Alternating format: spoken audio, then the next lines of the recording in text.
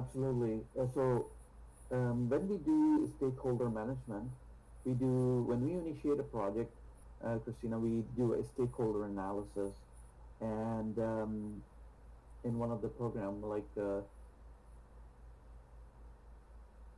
because of the length of the size and the complexity of the program, I don't do this in every project or program, but in that program, the my stakeholder list was around 100 people, and these were the executives of different organizations, units, departments, like they had the top executives, and we have to do an analysis of every single stakeholder to make sure we understand whether in terms of their interest and their influence where they do fall, and whether they are a proponent of your project or opponent of your project. And this is becomes critical from a project perspective, because you need to make sure that if there is someone who is of high interest and high influence, you want them to be supportive of your project rather than opposing your project. Okay. That's helpful. Yes, thank you. No problem. All right. So moving on, that kind of lays the ground, and one of the aspects, it was a bit kind of a newer aspect, is the portfolio management, and portfolio management is really linked with the strategy of the organization. So in our organization, the organization that I work with, we have portfolios, and we define the portfolio based on the strategic organizational objective, and each project has to be linked to a portfolio, and that portfolio has to be linked to the strategic objective of the organization. So there's a tight link between the project, the program, sometimes the portfolio, and the strategic objective, and every project has to show that link with the organization. Otherwise, as a part of the selecting the project while they're being initiated, that becomes a key criteria. That's actually the good segue into the next chapter, which is all about selecting the right project, right? So I want to pause here for a second, before I start the second, going to the chapter 2, which is all about project program and portfolio selection. And one of the topic under that is net present value. So any questions so far, or any comments?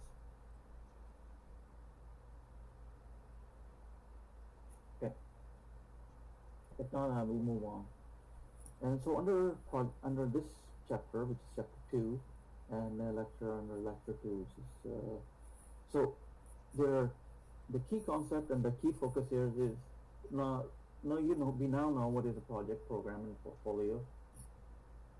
How do we select a project or a program in the organization? And that's actually a very important question, especially for the executives. You can't just select. And why are we asking this question? There are a number of reasons to it from organization perspective. No organization in the world has unlimited resources, so everybody can bring their favorite project that someone like to do. They want to make a change because it's beneficial for them. It may be beneficial for the unit, but if that's not aligned to the overall strategy, is that the right thing to do?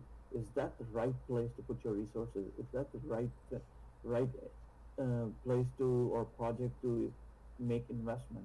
So those are the questions that needs to be answered, because you have scarce resources. When I say resources, I mean not only human resources but also physical resources, your capital resources. So you got to make the right call in terms of selecting a project or a program. And that is generally driven, as I said earlier, driven by your portfolio and strategic objective. So how do you come to that? There are multiple ways of doing it, and one of the technique that's done is SWOT analysis, which is your strength, weakness, or opportunities and threat. So you do SWOT analysis, and it has two perspectives. When you're looking at the strength and weaknesses, that's an internal look. So from an organization point of view, you're looking at what your strengths are compared to your competitors, internal strengths. Um, uh, you have good capital management, for example. You have good governance. You have good processes. Those are your strengths, and your weaknesses could be your manufacturing. If you're a manufacturing organization, you have a lot of defects, for example. So you have to improve on your processes in terms of quality processes, right?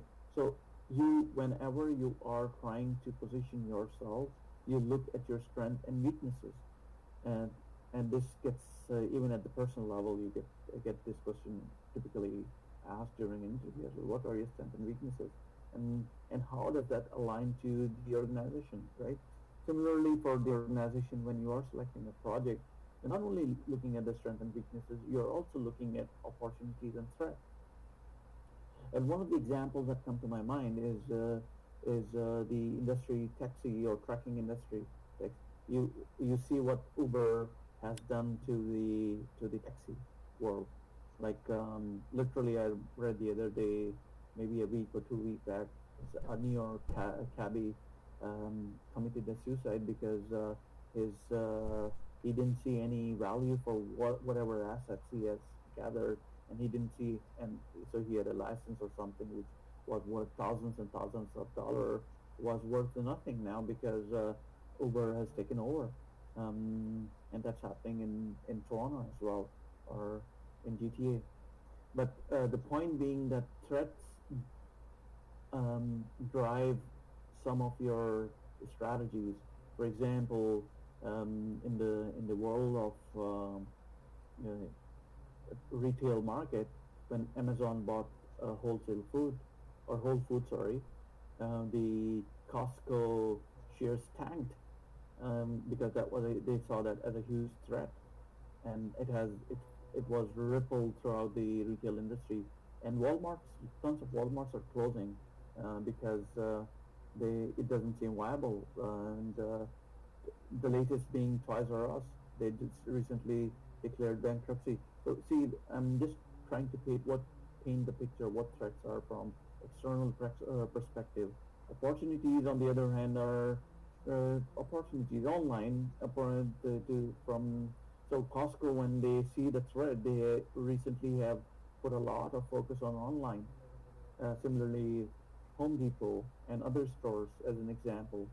So, point being that when these threats and opportunities are there, you look at your strengths and your weaknesses, and then you focus on the strategic objective that align with the competitive environment out there, and you pick the project that are aligned.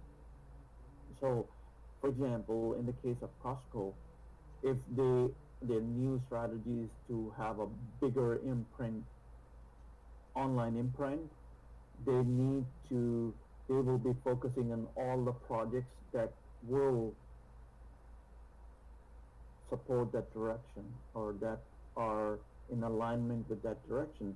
So they will be enhancing their website.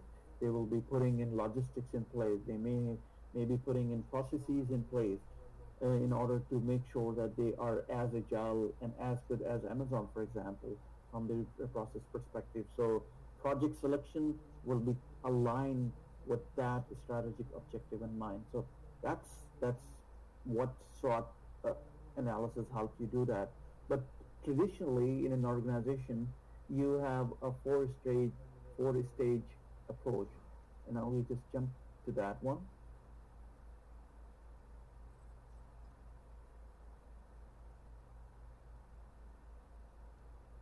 So that traditional approach, as you can see now, is you do create a strategic plan, and it's a top-down approach.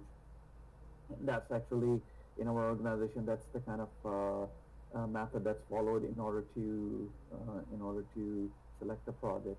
So you have the strategy is defined by the top executives, C-class executives, and then they come down to the business areas. So the directors and the branch heads or VPs are asked to analyze their need in that area and based on that, projects are done, and then resources are allocated. So, a year or two back, I was involved in one of those activities, and um, we we were still not mature enough. Couple of years back, so what we did as an organization, all the directors were asked to put in all the projects, and very recently, actually, I was also involved in a similar exercise. So all the projects were put together. There were a list of huge list that was created, and the organization realized in no way on earth we could do 125 projects. We don't have the resources. We don't have funding. How do we do this? So all the directors were saying, okay, great. Now you have this. There was a line in sand, so sort of, so as to say, was created and said anything below this line, the projects will not be taken. So everybody was asked to condense their list uh, to max 5 to 7 projects. So all the directors went back, and the list got reduced from 100 plus to around 30 or 40 projects. But it's still at that point, that was beyond the resources we had. So what was done was to make sure everything is aligned. There was an analysis done to make sure that every project is aligned, enough resources are aligned, and and only a project priority list was excuse me, created, and based on that, um, the projects were selected, and each director was given approved list of projects that they could work on, and resources were then assigned based on that. Okay, so that's very real when you look at this pyramid. That's very real. Similarly, because in the especially in the software world, in the IT industry, this approach, which is called the agile approach, project planning, is very much taking in a strong hold, and the point here is, instead of a top-down approach, the mm, the the team at the ground level is also allowed to provide some feedback, and based on that, your strategy gets realigned. So that's an approach that's slowly getting more and more traction. Okay. Coming to the question that initially we had, and I already talked about the competitive strategy and broad organizational needs. Another aspect of project selection is purely based on financial analysis, and that financial one of the tools to do that analysis is net present value. So I'm going to ask you a very simple question, and that's question is, if you have, and I've asked a question in the slide deck as well, what is more worth more today? If you get $1,000 today, is worth more, or you get $1,000 after a year, which one is worth more? Today. Anyone want to? Absolutely. And why is that? Because $1,000 1 year from now would not have the same value as it is today due to certain things that may impact the value of the currency. Absolutely. And an example of that would be, and sorry, who's that? Marcus? Okay, Marcus, and could you? I'm not putting you on the spot because you spoke, but what would be a typical thing that will impact the value of your dollar value or currency value? Market. Yeah, and market. When you say market, I would be specific, and I say that the most. Yeah, Alexander, that's correct. Inflation. That's what I was about to tell. Inflation. So in Canada, we have 2.5% inflation every year, typically, right? So, so if you multiply 1,000 by 2.5%, I think that's $25. So that's so your $1,000 would be less than $25 the year after. And if it was not to belittle any country, but currently there is a crisis going on in the Latin America, and the inflation is around 20 or 30%. I think Brazil. So imagine if you are in Brazil, uh, your $1,000 worth today after a year would be 30% less, which is $700. And some part of the world that's 15% inflation is common. So imagine that's only one aspect of it, right? Another aspect is the interest rate. So if you have $1,000 today and you put it in the bank, you will get an interest rate on that $1,000, and maybe if the interest rate is 1%, 2%, 3%, whatever the ongoing interest rate is. Um, I think it's around 4 to 5% these days because of the recent change in the labor rate. Anyway, so when so that means if you have $1,000, you add 4% to it, you get $40 on $1,000. So I'm just giving you the context of why $1,000 today, which Marcus very rightly responded, is a lot more than the $1,000 value after a year. Now take that from the context of a project, right? And from the context of the project, you when you are investing in a project, what you're thinking, you are investing in a project because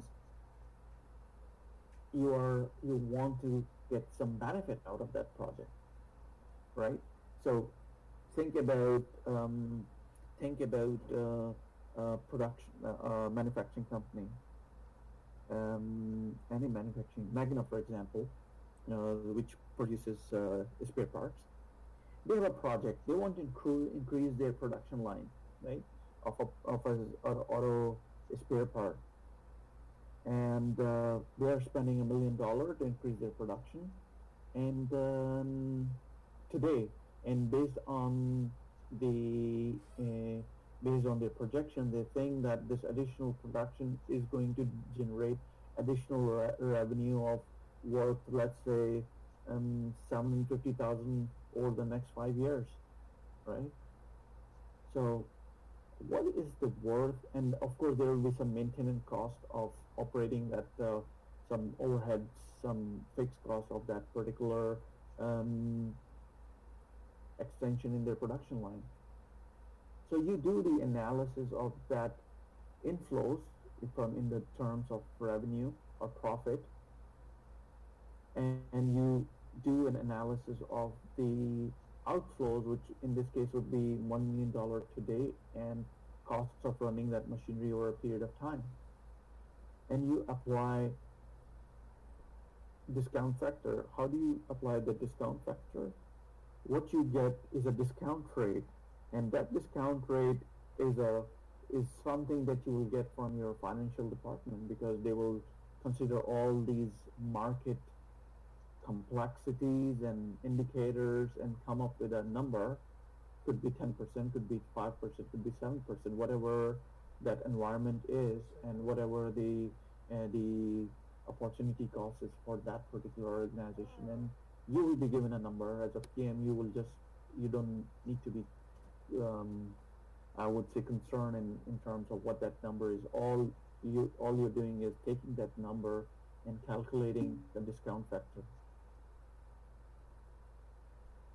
What do we mean by what do you mean by discount factor? Okay, so the discount factor is the factor that we, with the help of the discount rate, you find the discount factor. So discount factor in the year one would not be the same as in year two. Same example, $1,000 today would in the year one would be less, but $1,000 in the year two would be lesser compared to today, right? So the discount factor for year one would be different than the discount factor for year two, and that's what you calculate. And that was a question from Alexandra. Do we need a calculator for that? And the answer is, well, and how do you calculate the discount rate? Let's go there. So you calculate the discount factor, by this formula, which is 1 plus 1 over discount rate raised to the power of year, right? So for example, in this example, the discount rate is 10%. So 1 over 1 plus 0.1, which is 1.1, and the year 1 would be just raised to power 1. So 1 over 1.1, you will get the discount factor of 0.91, right? So when you, so there are no benefits in, so if you see the screen in front of you, so there are no benefits in the first year of investment, but you incur a cost of $4 million. So if you apply that factor, discount factor, so the value of that 4 million is 3.636. That's the discounted value or discounted cost. Okay. However, in the year 2, you start getting the benefit of $2 million, and you calculate the discount factor for year 2. So now your discount factor would be 1 over 1 plus 0.1 raised to power 2. So 1.1 raised to power 2. So let me use a calculator.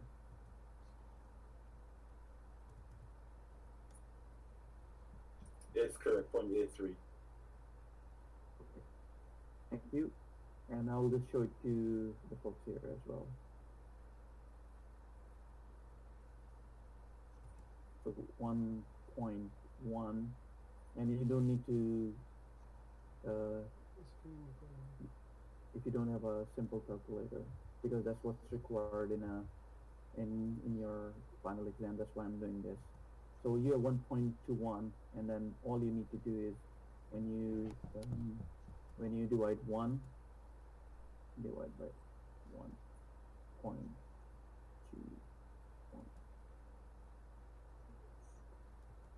You get 0.826, right? And that's what you have here, 0.83, right? So all you need to do is simply multiply 0.83 by 2 million to get your discounted benefit for year 2. Similar approach, 500,000 is the cost of operation. You multiply by 0.83, you get a discounted cost. And what you do is, since this is all done in Excel here, you add up all discounted benefit and your discounted cost, and when you subtract discounted benefit with discounted cost, which is 5.763 minus 5.02, you get your NPV, which is 686,180. Okay. All right. So Question. Yeah. This being a simple explanation. Later on down, would there be any time where the benefits over the years change? As in, you get 2 million year 2, 3 million year 3, 4 million year 4, 5 million year 5. So Sorry, I'm not sure yeah. if I Sorry, got go ahead. your, Sorry, go ahead. So I'm not sure I got your question. Are you saying that why is it 2 million? It could change, or there could be different number here. That's what you're saying. Of course. Okay, right. Okay. Just an example, and the example. These are not real number, right? They are just actually. I haven't seen exactly the same benefit year after year, because this will change based on number of factors. This is just a projection for simplicity.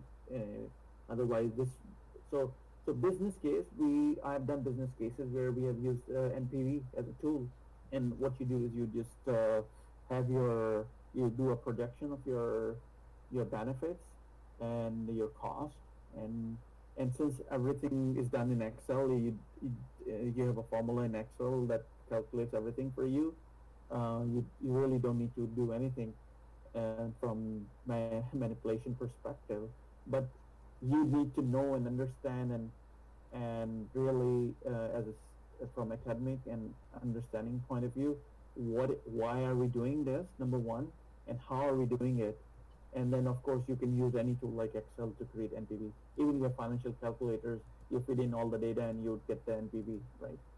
So it's something that's done all the time.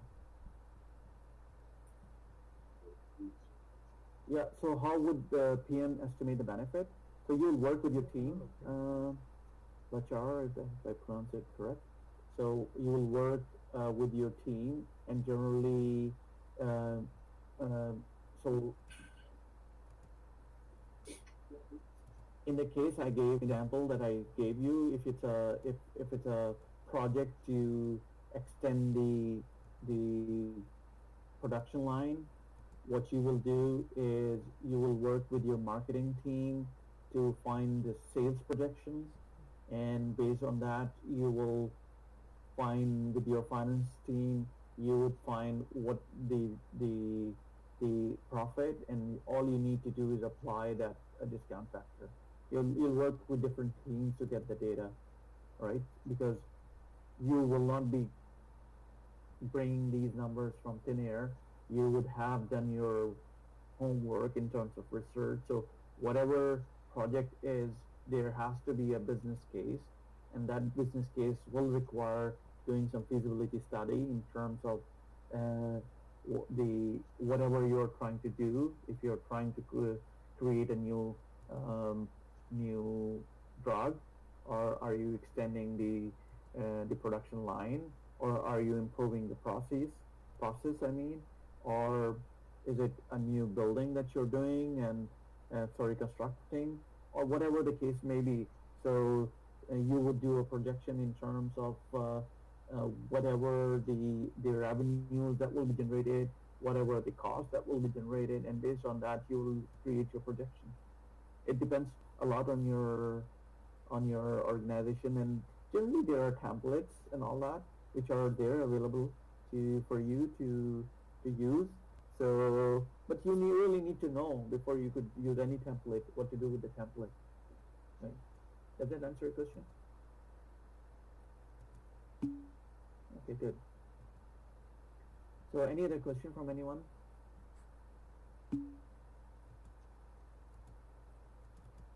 With respect to NPV?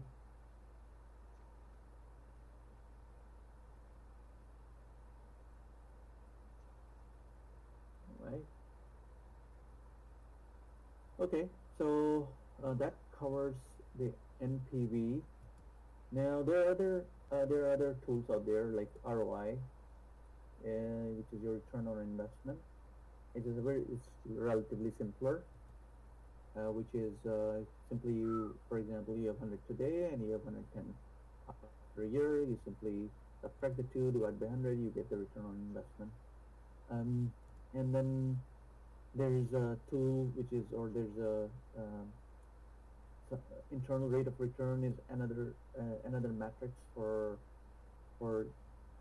evaluating whether you should proceed with the project or not, and that's not part of the part of this course.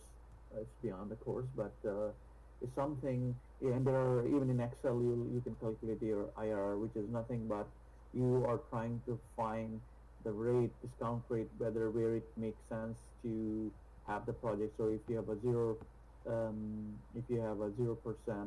which means whatever you are investing, your benefits are matching to that.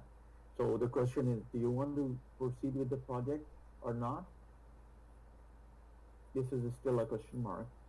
Generally, from finance perspective, your NPV is positive or negative will determine financially if that project is feasible or not. But frankly, there are other factors which are required, which are there. Sorry, which there are other factors which play an important role in your selecting a project. For example, if there is a new regulation by the, if you're working for a bank and a new regulation comes in, then in order to operate as a bank, you have to comply to the new rule, and whatever the cost of that particular regulation is, you have to comply with it, and that becomes cost of your operation. So the project, in order to be compliant, is is something that you have to do, right? So whether it makes sense financially or not is irrelevant. So one the the assignment that I'm going to give you is also about AODA compliance, which is accessibility compliance, and that's an example of some of the some of the projects that are undertaken just to make sure that your operations are it's the cost of the operations, or it is because of the regulation, right? And I think that's also sort of covered in as a criteria for selection. Um, Excuse me. Any questions so far?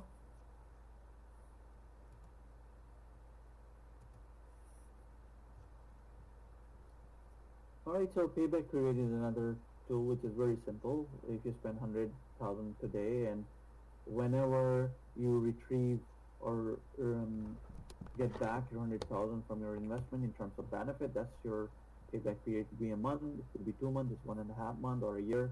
Whenever that, whatever amount you have invested, you get it back is is the payback period, and that's also sometimes called the break-even point. So, for example, in this on this page, on year two, in year two, sorry, you get your 100,000 back, and that's your payback period in this particular graph is 2 years. Okay,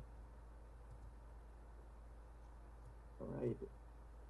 This is again straightforward. It's just applying weightage, and based on the weightage, you determine the final number, and you pick. And this is also done in other areas. For example, if you have evaluated any proposal, so has everyone heard what is an RFP? Anyone knows what an RFP is? Request for proposal? Yeah, you got it. So, so, so request for proposal is when your organization looking for a service or a product or service slash a product, they send out a request to the vendor community. They respond back. They respond back with their offer, and their offer would be evaluated based on some set criteria. And in that criteria, similar to the criteria here, you apply weightage, and based on the weightage, and depending on the criteria that has been set, the one who has the highest value gets the contract, right? That's another example of using the same approach for other mm, for other areas, and same applies to project selection. So nothing special. This doesn't really apply to specifically to project selection. That's what I mean. And of course, there are other approaches like implementing a balanced scorecard, and this one I just talked about, like problems, opportunities, and directives. So if there is a directive from the imposed by the government, then yeah, you would have to spend that money. Or if that needs to be addressed. If I'm not sure if you have been around or remember that. Some of you may. The year Y2K problem that goes back 18 years, when that became a huge issue when we were moving from 1999 to 2000. It was as if Earth would um, come to a halt, and everything will stop.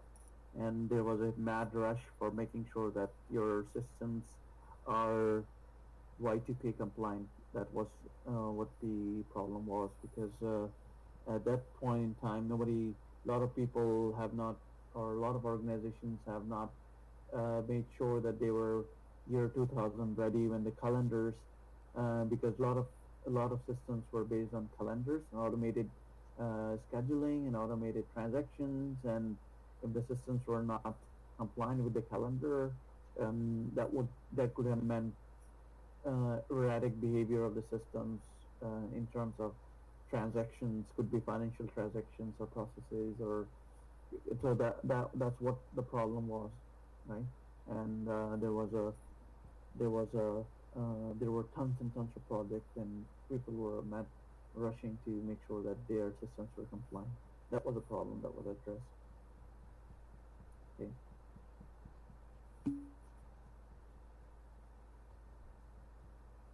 Yeah, go ahead, Christina. You can ask a line. Thank you. I didn't want to interrupt. So about the waiting process you described, is that Mm-hmm. something I can take back to my work as a best practice? Because long story short, I work in nonprofit, and so typically I haven't seen this sort of weighted scoring model for RFPs. Our factor is cost, and Oh yeah, it's like in our there's also more work sometimes when you go with the cheapest, right? yeah, absolutely, absolutely. So in our organization, we before even we put in the RFP on the market, we first define the criteria, and and in our organization, even we have two what we call technical proposal Mm-hmm. and financial proposal, so that not to bias ourselves with the cost. We do an evaluation strictly based on the criteria for whatever requirements you have, and and do the evaluation based on that criteria. And if someone is failing failing that criteria, or they are scoring very low, you don't even open their envelope, because this way you don't want to get something which is cheap but doesn't address the requirements of your organization. I mean, I guess this is obvious, but we're so strained, right? Anyway, I won't go on, but thank you. That's very helpful. No problem.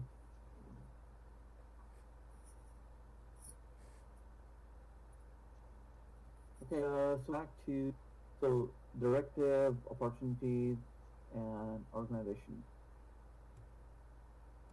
So in terms of opportunities, um, sometimes or this also ties with the competitive reason uh, for for selecting a project. So, for example, if Rogers wants to um, increase their footprint to an area where they don't have their coverage of their cellular phone, um, so they have two options. One, they have an existing service which is patchy, and then there is another geographical region where they do not have a service. Their end goal is to use the customer base. So they, mm, in my head, typically you would do an analysis of the subscriber who would be coming on board, and then also the two regions. But on the other aspect of that analysis, in my view, would also be customer satisfaction. So people who are unhappy and leaving their services because of the patchy service they have, and it could be Rogers, could be Bell, or it could be Telus, doesn't matter. I'm just taking one of them up for as an example. So they would do this analysis to make sure that they retain their customer as well. So not only increasing the customer base, but customer retention is also an important metric for criteria for selection of a project. So you would do that analysis and pick up the project based on that. So all I'm saying is there are opportunities, competitive advantage, financial factors that drive the selection of the project, right? It's not just one thing. And project time frame. Sometimes time is of essence. The one example I gave was the Y2K. So if your project was to go beyond 31st of December 11:59 p.m., then your value of that project would be zero, right? Whatever you have spent would be zero if you're late. So if you are working on a project and you are going to delay, then might as well not spend any time, because after a certain time that there is no relevance to that particular project or the result of that project, right? So project time frame can be important. Similarly, there is another aspect. Generally, project time frame, project which are longer in duration. So, for example, a 6 year long or 3 year long, 2 year long project compared to a 6 month project. The complexity, the variation, the uncertainty exponentially increases when you have a longer term project, a 7 year project, and that results in lot of that could result in a lot of your project selection could really be based on that criteria as well. And suddenly, I for some odd reason, um, you know, one of the example in my mind that comes of a failed project is of Union Station. Whoever is a GTA, they would know that this station has been under construction for the time I remember. I don't go to Union Station, but sometimes when you go to um, the when you're using that station for whatever reason, you find that there is always construction going on and there's always destruction going on, and the cost of project has multiplied. It was supposed to initially get completed in I think 2015, then it was pushed out to 2017. And I think it was even supposed to get completed by 2012, but now we are in 2018 and the project still goes on, and then it's 500 $600 million, close to around 700 $800 million. That's a that may be because of many reasons, but for me, that is a classic example from my point of view, personal point of view, a failed project when mm, not all the consideration, the planning was not done, and then you are in you have a situation where commuters are not happy, city is not happy, but I'm sure some of the vendors are very happy though. Anyway, I digress, but that's an example of a failed project. Um,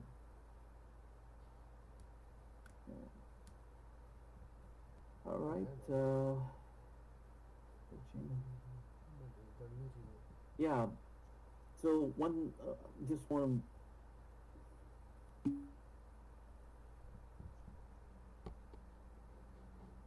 Yeah. Yeah. That's another example where they had to supply their streetcars to the TTC, and they failed on their production and all their timelines.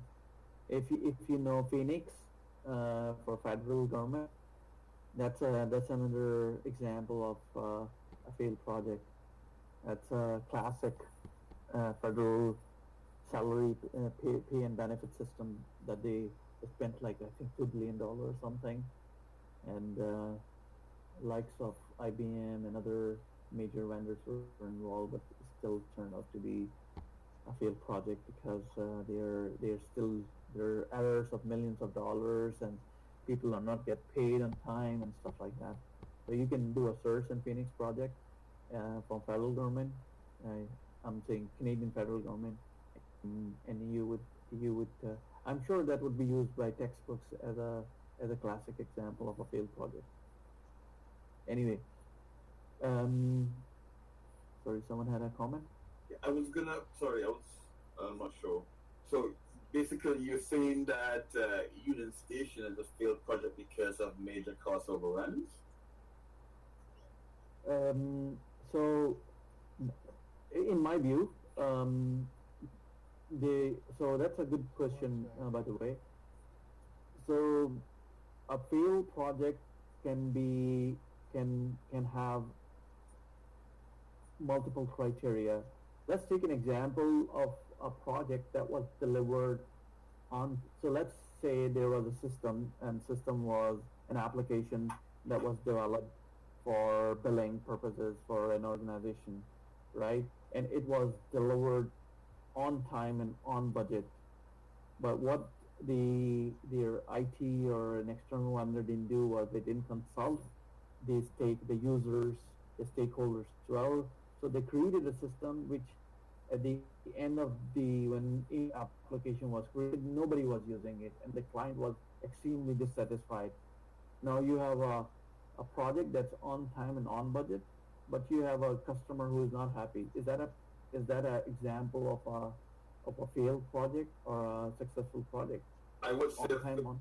sorry, I would say a failed project because as mentioned earlier, it affects the stakeholders, and one of the stakeholders there would be the end result of the project. And basically, when the company went into the whole aspect of doing the particular project, it was supposed to be done for the end users, and the end users failed to actually be the recipient of that said project. So I would consider that has been a failure.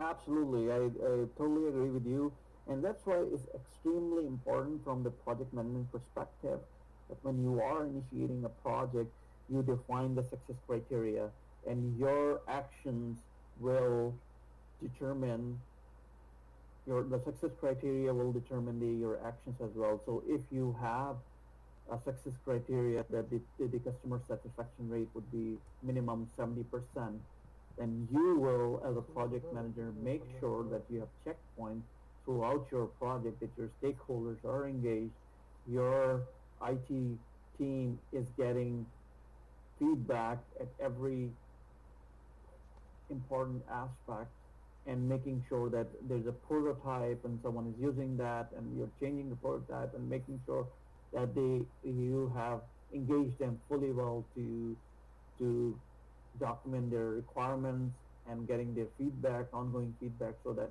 it is the project delivers a system or a product or a service that is that is complying, or that meets the requirement or expectation of your client, your sponsor, your user, right? So that's so you're absolutely right. What about the time frame? Let's say the project was delivered successfully and the users was able to use the project for the first year and a half upon completion. Mm-hmm. But after that particular period, the usefulness of the, let's say for software, for example, the Mm-hmm. usefulness of the software is no longer needed. Okay. Would we consider that a failed or a successful project? So that's a good question, and there could be multiple flavors to that to answer that question. But if at the time when the project was closed, the customer had and a survey was done and customers were interviewed and everybody was happy, it is a successful project. Mhm. That's where the importance of closing a project comes in, right? So if as a project manager, you remember the five process group we did discuss: initiation, planning, execution, monitoring and controlling, and closing process. So so as a part of the project management framework, as a part of the best practice, it is extremely important that you close a project for this very reason, that you want to close all the end, and whatever you were asked to do, you had delivered that and you got the buy-in, the sign-off from your sponsor and your user and your customer, then it is a success. But for whatever reason, if you fail as a project manager to close the project, and in the mind of the customer, the project is not being closed, then there could be question marks about the success of your project, because the project is still ongoing, because officially it's not closed, right? So, um, so but uh, not considering this complexity, if the if the reason that the that particular application or piece of software is no more that relevant, is it because of the change of technology? Is it because of the change of process? Is it because the environment has changed? Is their business has changed? What is the driver? Then most of the time, if it's a business driven aspect, then of course um, nothing has been nothing, no application is ever created that will stay on for the forever, right? If the business change, then you have to modify your application or system based on the new needs of the organization. I'm not sure I answered your question, but I think it's there's no right answer, but I tried to give you some flavors in terms of I think that was what could be pretty the accurate. outcome. I think that was pretty Yeah, accurate. Thanks. no problem. All right, and then Alexander asks, it's also the payback period and return on investment that are factor for. I'm not sure. Don't have the details in terms of what was projected, what is the financial, but from the newsprint, from whatever we read in Toronto Star or other newspapers, there was the cost was around half half a billion. That's 550 million, and now it is around 800 million. and originally it was planned to be completed in 2015, and we are still working in 2018. Then the question arises, um, why has the the cost increased to 25% or more? Why the project has gone 3 years on the origin date is a question, and the question, based on what you read, it seems that the requirements not gathered well, things were not done, the planning was not done well. Otherwise, the project would have closed by now. That's that's everything from the newsprint. So I'm not close to that project to understand whatever went inside. Phoenix is again, everything is in the newsprint about why this is a failed project. Was It's, was Union Station a situation where it was like different phases, or because I use that station from time to time, and then so I you think lost the for first part of the work done was the exterior, and then they moved to the interior. Some parts of the interior were finished, but the building is very huge, a huge building, so building and has they're not like, changed. The but the building was building, still the same. yeah, the building, the physical structure hasn't changed on the outside. I'm not sure Yeah. about the inside, So but the point, sorry, good. there's so much different. There's last time I used it, they're working on so much different areas because the path that they created for us to walk at one point is no longer there. So it could be a situation where there are different phases slowly moving through the building to come to one major conclusion or one major completion. But Hmm. um, I don't think the public was actually properly aware of the amount of work that was actually taking place in that particular building because there seems to be a lot. The good train area as well. That when the trains come into the Bay Area with the platforms, they were doing some work there as well. And then when you go downstairs, you have there's a new fresh area where you go in as a waiting area as well for the go train customers. So it's like it's one huge major construction that's happening there. So for me personally, when I look at that, I don't think that the public was fully aware of the complexity of that particular project. Okay. So, not to belabor the point, but I think the to close the discussion off on this topic, all I want to say is that when you start a project, you have a definitive scope. You define the scope of the project, and based on the scope, you define the cost of the project and timelines of the project. And if you're, as I said, as a part of the triple constraint, if your scope changes, your time and cost will change. Um, Scope generally changes because of different reasons. Either the requirement was not fully captured, or something new has been discovered. I'm not sure what's the case in the case. What's the real reason behind? As far as I understand, based on the newsprint, that the requirements not done well, which resulted in a bad planning, which resulted in delay in the project completion, which resulted in higher cost. This the real reason could be different, but that's what is in the new prints. I'm going with that. So at some point in time, I'm sure there will be a report that will be published or made public, and that's when we would really know. But the perception is based on the newsprint that uh, it's a delayed over project with a budget overrun project with uh, which was not done well, in my view. So, but there could be counter arguments to that. Uh, Um, it's Christina here. Just it's kind of an obvious point, but I feel in my work I've seen there's always a haste to promise a deliverable, a specific date, and we don't take the time to build in uh, additional time for unknown factors that might arise. So that's something that jumps at me in terms of these types of projects. It's like they're rushing to deliver, but things always come up. No, that's very valid point, Christina. And I think if you have gone through the text, and this is very true in the real life as well, in the project management field as well, that if you are an alpha project manager, you spend a lot more time on planning to make sure that your project is delivered successfully. Now, does that mean that it would be always successful?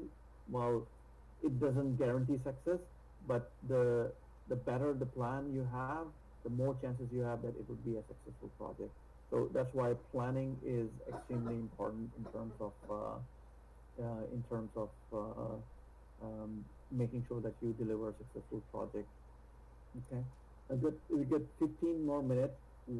Any questions before I move on? Okay. So one thing that I wanted to quickly tell you and touch upon, which gives a, in my view, and this is a very good example that was in the text, and I kind of is a classic example of why do you want to use a program approach rather than a project approach. So I'm sure most of you have seen Lord of the Rings. It's a trilogy, and there are three movies. Uh, So what the producers did in this, instead of completing one movie at a time, and then moving to the second one and the third one, they took it as a program. They took the program approach because remember, same resources, same players, same set, same and if you have seen the movie, it's extensive sets that were used to create it. And imagine if these, instead of doing it as a program, if how much cost would it be, how much it would have costed for the producer to create. So in the end, they spent a lot less, and they were able to create these movies as a program. And this approach was later taken by other movies in producing, and is a classic example of how when you use a program approach instead of a project approach from the organization perspective, you get so many different benefits because you are using your resources much more effectively and across the different projects. Because from the lens of a project manager, can find project, while the program manager has a better and a overall view and is closely linked with the organizational uh, objectives, in the sense that you're using your resources in a much better fashion, right? So that's a very good example of what's the benefit of using a program instead of a project. Okay. Any questions from anyone? Okay. So I want to quickly, we've got 10 more minutes left. I'm going to quickly move to, yeah, I will move to this. I've been talking about this, um, the 5 process group. So I want to quickly touch upon this because this again is a foundational concept, which is very intuitive and which is very, I think it's not complex at all, but it's still important for you to understand from the project management framework perspective that there are 5 process group, as we have said it before, as you know: initiating a process, planning it, executing it, and closing it. And if you see if you see the arrow in the middle, there, the planning and executing is going on together, right? So it's a kind of a feedback mechanism. and and why planning is so very important is because of the fact that when you are executing the when you are executing the project, you are going back to your planning criteria. So if you don't have a project budget, if you don't have a time-based budget, how would you compare? If you didn't have not put some threshold in place in terms of control, how would you measure your success? If you do not know what is the schedule, when those activities will be completed, by what time, how would you track your activities, how would you track your scope if you don't have a work breakdown structure, if you have not defined your scope well, how, if you have not captured the requirement well, if you have not have a requirement traceability metrics, how would you be able to make sure that whatever was requested by the customer is being delivered. This can only happen when you have done good planning, and a good planning can be done only when you have initiated your project well, when you have engaged your stakeholder, when you have consulted your stakeholder, right? And so you start your project by initiating, by consulting your stakeholder, doing a stakeholder and engagement, and creating a project charter. And based on the charter, which is your Bible from a project manager perspective, it lays the foundation of your project in terms of high level cost, in terms of high level schedule, and your high level scope. It defines all the key assumptions that you have made, because you are starting a project. You do not have full understanding of what would you encounter as a part of your in your planning. So you keep all those assumptions because you have not done the detailed analysis. You have not done the design in case of a construction project or your research project, right? That your that would come later, but your project initiation, which includes your charter and your kickoff meeting, would lay the foundation. During your kickoff meeting, you would be working with your laying the foundation with your team in the kickoff meeting by saying, what are the ground rules? How are we going to work? How are we going to meet? How are we going to resolve a problem? How are we going to engage as a team? What is our success criteria? How if an issue comes in, how do you escalate? What's the escalation process? What is expected of you on a weekly basis? What is expected of you on a monthly basis?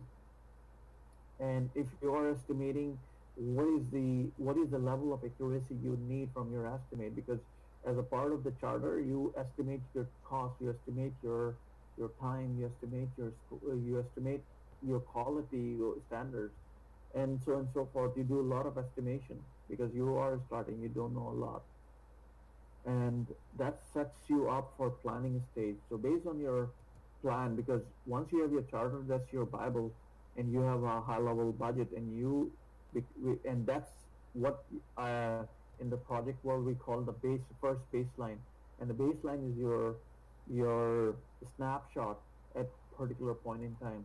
So project charter is your first official baseline.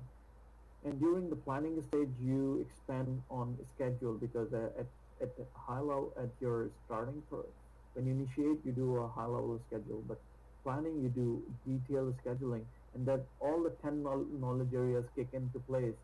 How do you, how do you cost, how do you cost your project in terms of estimate? How do you define your scope? That's scope management. How do you define your quality? That's under quality management. What are the risks? You define the risk using your risk knowledge and area. And similarly, all those 10 knowledge areas kick in. Now, one of the key things that you guys need to remember as PMBOK is a standard. You have a methodology which is defined by within the organization, right? You pick and choose whatever level of rigor is required based on the complexity of the project, based on the project. So the example I gave is if you have a 5-year long project, you better make sure that you are doing detailed planning. So the 8-year long program that I did, 1.5 year we were just doing planning. However, if your project is 8 months long, what level of planning do you need? Would you just spend 8 months just planning a project? Of course not. Would you be looking at all the 10 knowledge areas? Of course not. If there's no procurement in your project, why would you even look at the procurement knowledge area, right? If you are delivering some standard product and the quality is predefined, why would you look at your quality management area, as an example? as a simple example, right? So you pick and choose based on the requirements of your project, and you right size your process and methodology based on the project needs, right? It's you don't want to use a hammer to kill a fly. That's what I mean. So another thing that I want you to pay close attention is, you see this is here, um, when you in your initiating um, process, that's you have a smaller initiating time and you have a smaller closing time, but your monitoring and controlling covers right from the start to the very end. And that's very true, because you want to quickly initiate the project. If you want to create a project charter, you need to make sure that you're tracking your time and how much time you're spending. As a matter of fact, in our organization, depending on the type of the project, our matrix is 30 days. Within 30 days, you got to have your project charter ready. So you really need to track. I mean, every PM is judged, or at the end of the year, their performance is measured in terms of whether they did their charter within 30 days or not. So you have to track your, because you can't spend like 6 months just to create a project charter. For example, if it's a 8 or 9 year long project. Okay, so I want to stop here. There are just 3 more minutes left. I want to ask you guys if you have any questions um, you would like to pose. I'll try to quickly answer that because the session expires in next 3 minutes. I just have one comment. Is it possible we can do this once a week? Um, I will look at the schedule. That's Marcus. Yes. Okay, Marcus. I intend to have a schedule created for these online sessions. I don't promise you every week, but depending on the availability, I will definitely put out a schedule, and will let everyone know in advance what that schedule is, so that everybody can plan their. I have yet to get the WebEx thing sorted out, so that's hindering my schedule. Okay. Yeah, we will have a session before each test, Puja. That's for sure. I'm just trying to get the tool in place.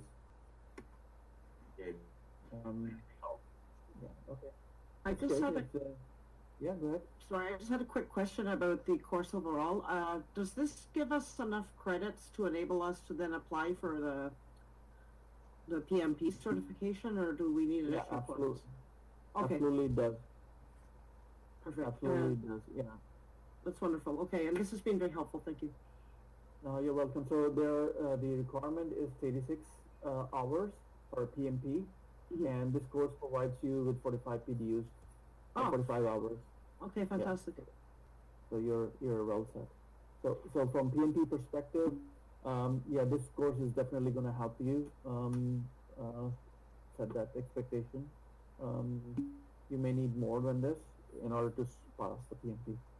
Right. No, fair. Okay. Thank you. All right. Thanks very much. Thank you. Thank you. Bye for now. Thank you, Adeel. You're welcome.